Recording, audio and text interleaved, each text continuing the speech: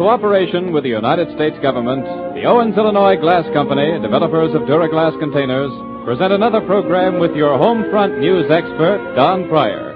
With us, as usual, is Eleanor Steber, brilliant young soprano of the Metropolitan Opera, Walter Castle, American baritone, and the popular tenor, Phil Regan, with David Brookman and his famous orchestra to provide the beautiful musical background. I pray that God will bless and keep on. Sweet home.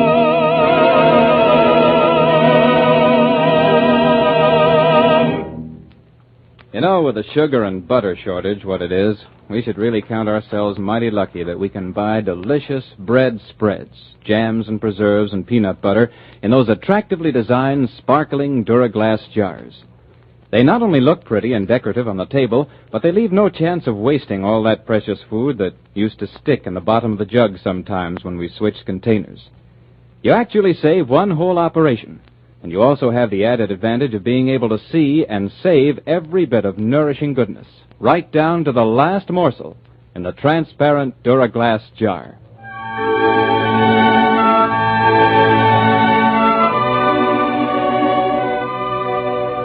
Our star, Eleanor Steber, opens the musical portion of our program with the beautiful Songs My Mother Taught Me.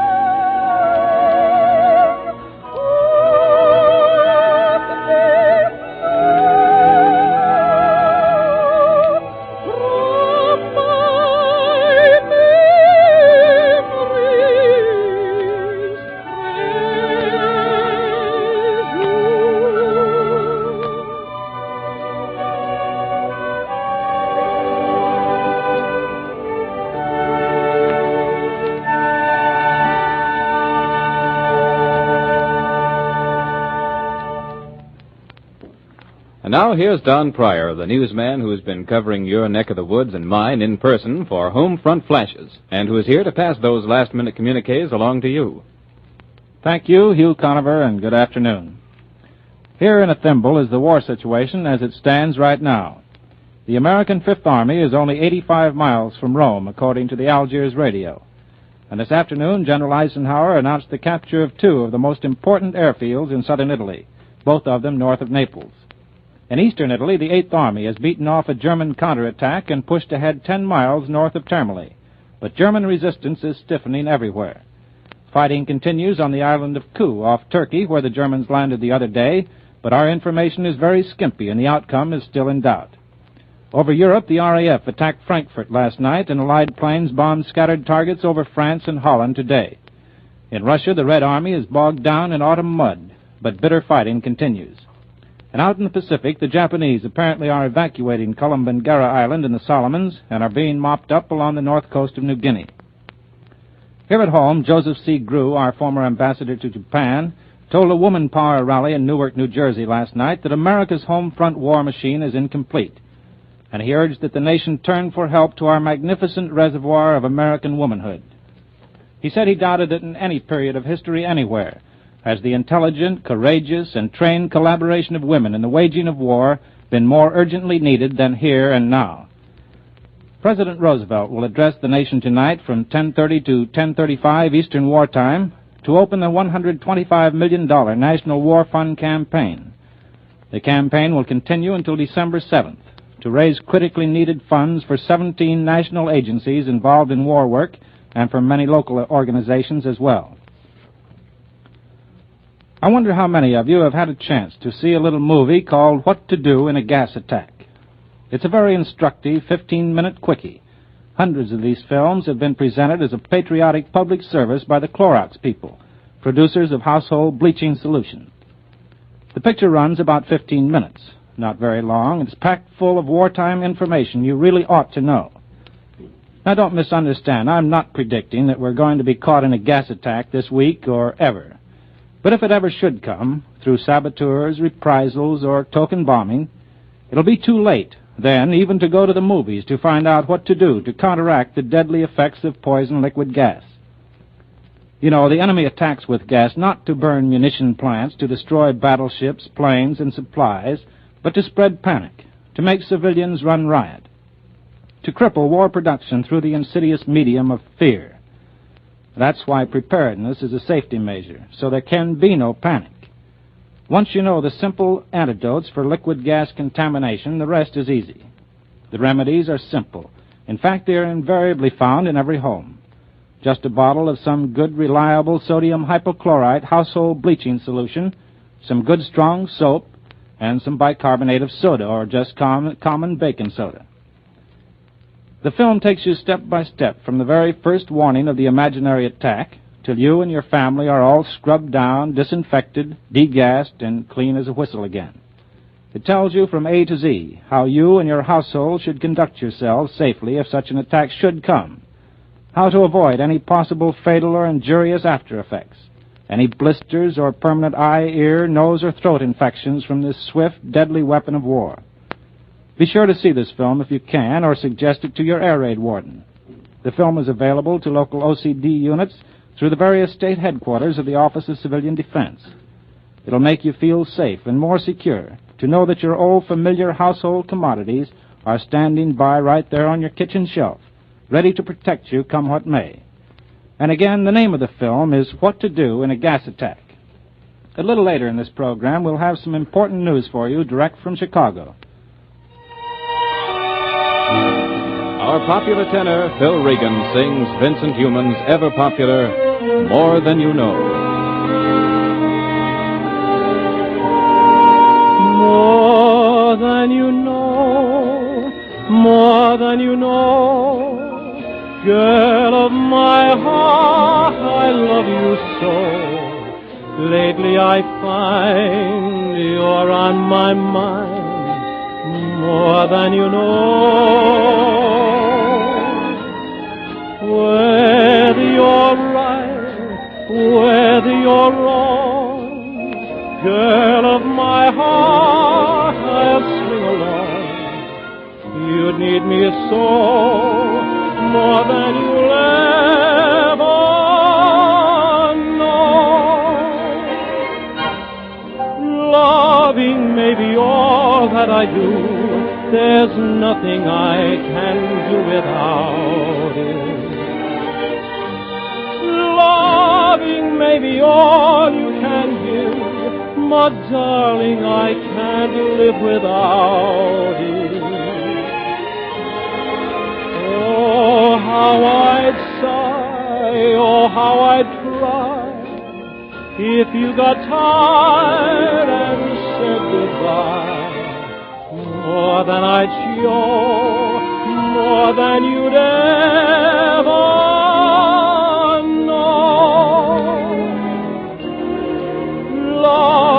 the way that I do, there's nothing I can do about it.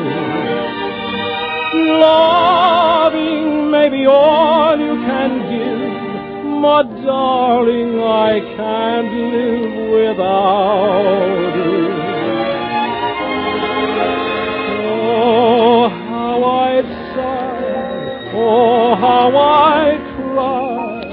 if he got tired and said goodbye. More than I'd show, more than you'd ever know.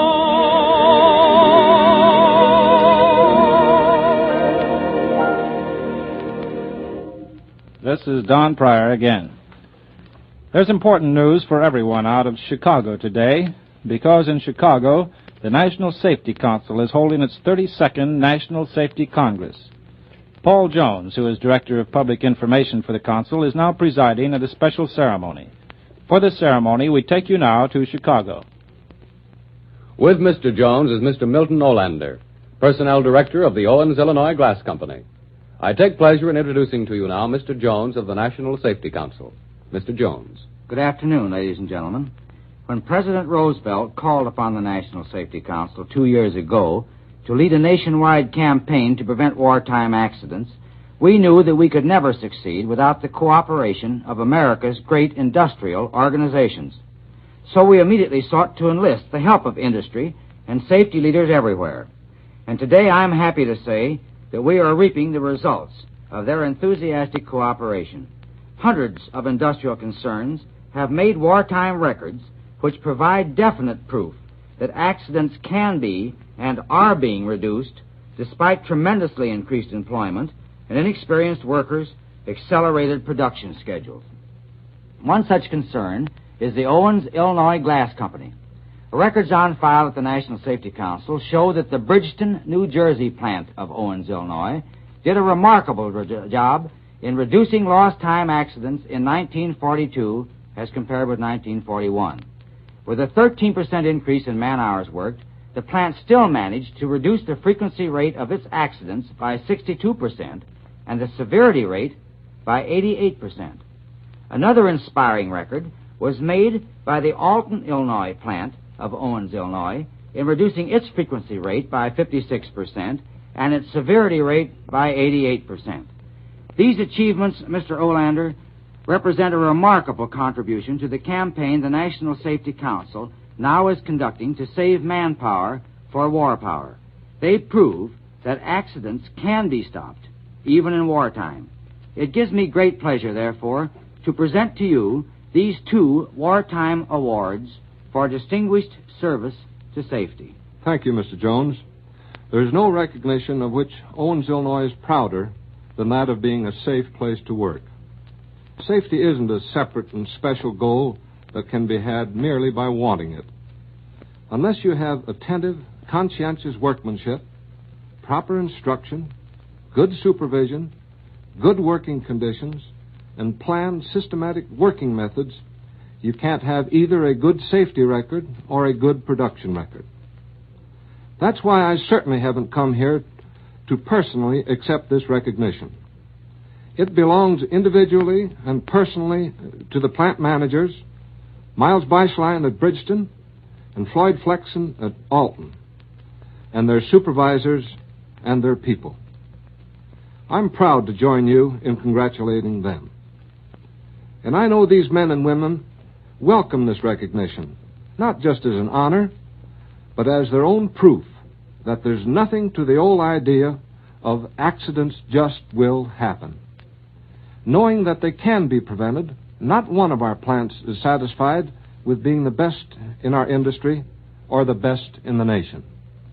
The record they look forward to is one that reads, accidents, none.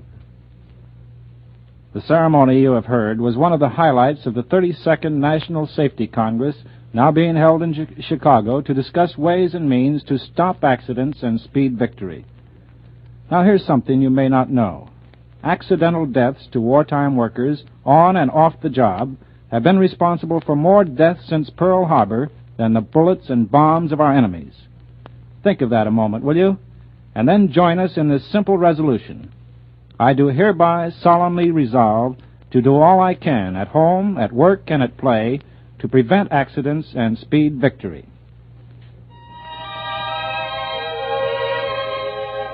Walter Castle, Metropolitan Opera star, comes to the microphone now to sing Without a Song.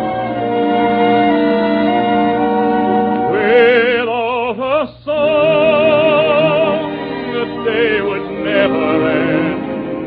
Without a song, the road would never bend. When things go wrong, a man ain't got a friend without a song. That field of corn would never see a plow. That field of corn would be deserted now. The darky's born, but he's no good now without a song. I've got my trouble and woe, but sure as I know that Torden will roll, I'll get along as long as the song is strong in my soul. I'll never know what makes the rain to fall. I'll never know what makes the grass so tall. I only know there ain't no love at all. Without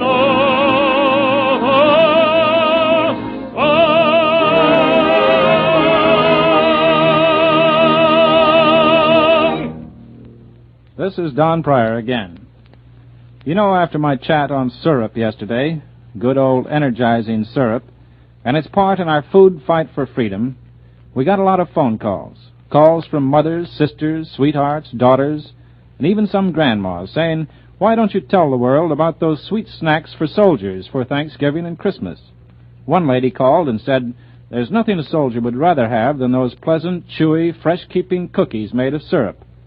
Hold the wire, she said. I have a batch of ginger snaps just ready to scorch in the oven right now. So here goes, folks, another angle on your food fight for freedom in the syrup department. Yes, unless he's a lot different from 7 million others, your boy or sweetheart in the service has a very special hankering for things like homemade brownies and ginger cookies, even sorghum taffy and caramel corn. If he's still in this country, you can't send cookies or candies overseas, you know. Do send a mess of his favorite Christmas cookies to your GI guy. It may mean you have a little less maple or molasses on your waffles, but here's your chance to share and play square in the food program. Ease up on the family syrup bottle and then mix the syrup you save into a mess of crispy concoctions for your buddy in camp. It'll be darn near as welcome as a big hug on Thanksgiving or Christmas and help shorten the miles between you and your boy this coming Christmas Eve. You'll notice I used the word energizing a while ago when I was talking about syrup. Well, you can underline and then add some asterisks after that important little word, because there's nothing in the world that pours energy and resistance into the human body as fast as sugar does. Yesterday's news highlights scientific tests on life-raft rations for shipwrecked men on the high seas, and it names candy, pure, hard candy, as the ideal compact food for men cast adrift on starvation rations.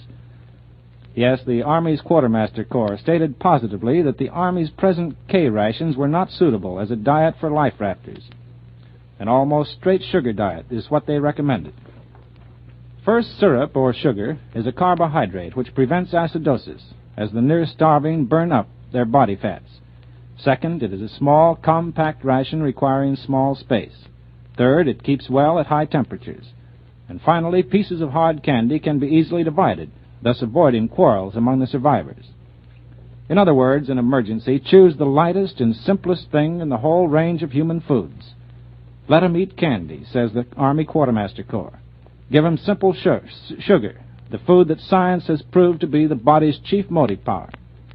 That's why now, instead of meat, biscuits, fruit bars, and cigarettes, the ration consists of sugar or syrup candy with a few sticks of chewing gum and some vitamin pills as side dishes. You see, there's many a reason why our valuable corn and cane syrups, so rich in dextrose, are worth their weight in gold to the winning of this war. So here's my answer to friends who called about syrup snacks for soldiers. You certainly have the right idea. even though we have to give up much of our dextrose for industrial uses. Because sugar, you know, is doing a big job in industry, too, these days. Let's take it out of our own syrup jugs and not deprive our fighting men. As one great doctor said of dextrose, not a throb of our hearts, not a twitch of our muscles, not a flash of our imagination would be possible without this great essential of life.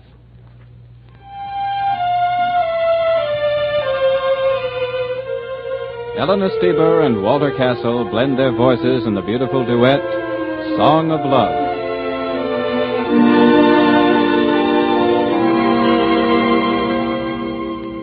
Once on a time, in a kingdom by the sea, lived a young prince sad and lonely. And the enchantment of magic mystery, to be set free by one only. Weary he waited while years sped along. Came then a maid pure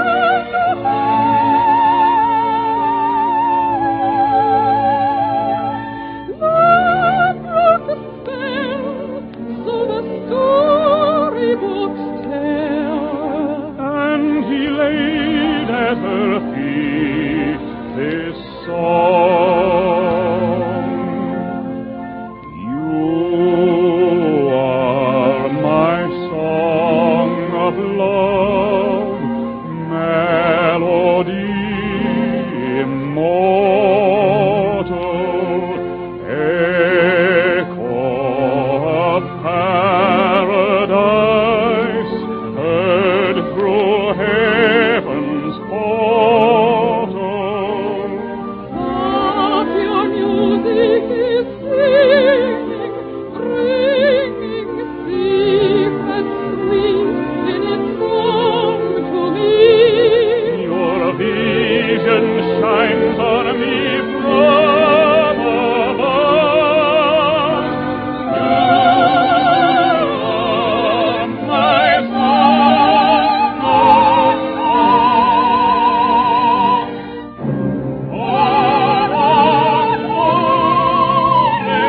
love. All of love.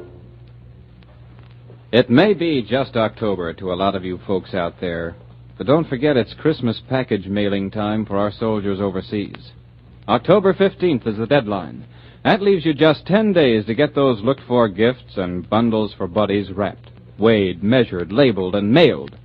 Please don't miss the boat.